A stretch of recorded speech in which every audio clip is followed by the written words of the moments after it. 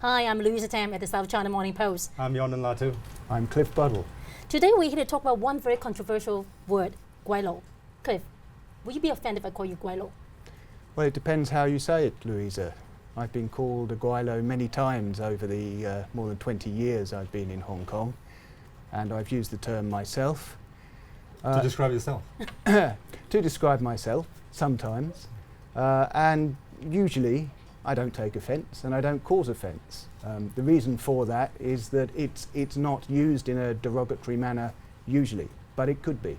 It could be, absolutely. I mean, it depends on how you say it, isn't it? Yeah, because I get that feeling too sometimes, and people refer to me as gweilo, not because of my race, of course. If I say I don't understand certain cultures, they say, oh, because you're gweilo, you're Western, you're Westernized, you're an outsider. I think in a way, if it's done that way, sometimes even I'm not a Caucasian gweilo. But I mean, the problem is the source of the word, isn't it? I mean, Yes. there was no pleasant intent there. So I mean, gweilo basically is what, ghost man, Ghost man, yeah. right? Yeah. And See, this is what I find difficult when I think about this. You think back to the origins of this word.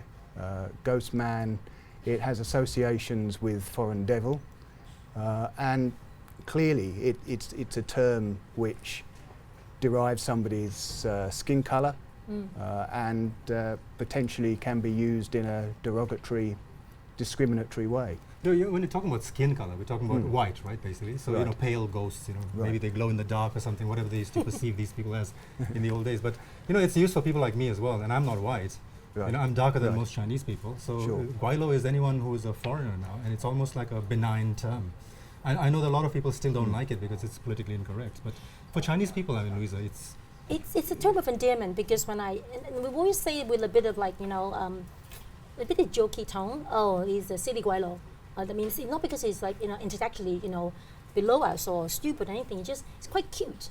Oh, he doesn't understand. He's a silly gweilo. Let's excuse him. It comes without saying that those are the underlying message. But if I if I said, Louisa, silly Chinese, I wouldn't be offended because you wouldn't be I offended. I, wouldn't be think so. offended. Some you people would won't, be but other offended. other Other people people might, might, though. yes. Right? I think other people but would. the Chinese and the silliness don't seem to be like our company seen Right, together. all gweilos are silly. No, not in the sense. Is that what you're because- saying, No, Louisa? because it's kind of cute. Because I call my little girl, my daughter. You met her. She's Caucasian. Sometimes when she does something really fun, I say, oh come on, you little silly gweilo, gweilo zai. I use that, little gweilo, little Western girl. It really, you're right, the context, the tone, and the behavior, and why you're saying it. But the potential is there for it to be used in the same way as any racist derogatory Everything, term, is there not? I mean, the reason we're talking about it today is because a British guy has brought a case before the Equal Opportunities Commission alleging that he's been the victim of discrimination and that the term gweilo was used in a discriminatory way. Clearly it does have that potential. Wouldn't we be better off just not using terms of that kind? Well, Cliff, I mean, to play a devil's advocate here, there are so many un-PC terms in the Chinese language that are just commonly used in the city, right? I mean, fei zai, for example. Fat boy. I mean, there's Right. nothing offensive for the person who's saying, oh, fei zai will now serve you or something like that. You know, fei zai himself may not like it. So, I mean, if you're going to have a problem with the term gweilo and talk about not using it, where do you draw the line? It's unlimited. It's very difficult to draw You're the the guy who line. reminded me of this. Credit to you. I used it in my article. Finally, I get a credit. The gweilo beer story, you know. Yes, yes. So the Yes. guy who started the company, he's an intellectual property lawyer, and he told the Post during an interview some time back when we did a feature on this beer that when he applied for the trademark, he had to argue that this was not discriminatory. It was not in a racist sense, and it's become so commonly used now. Why not use it? And someone like the people who approve these trademarks, you can imagine how conservative they are, right? They accepted it.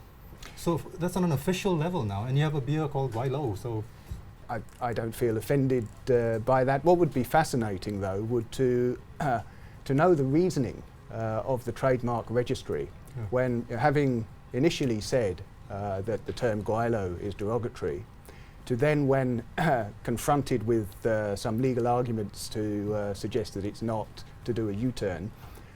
I'd love to know what their thinking was and to hear their explanation of why they say that the term gweilo is no longer. that should be most interesting to find out. Anyway, I think we're out of time now, but I mean, end of the day, I think the consensus is you can use the word, but be sensitive how you use the word, I suppose, right? And in what context you use it, and to whom you're using it. Be sensitive to gweilos. Business the gwelos.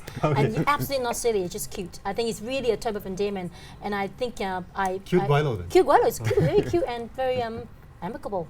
All right, that's all we have time for. Thanks very much Thanks for so much. watching. See you next time.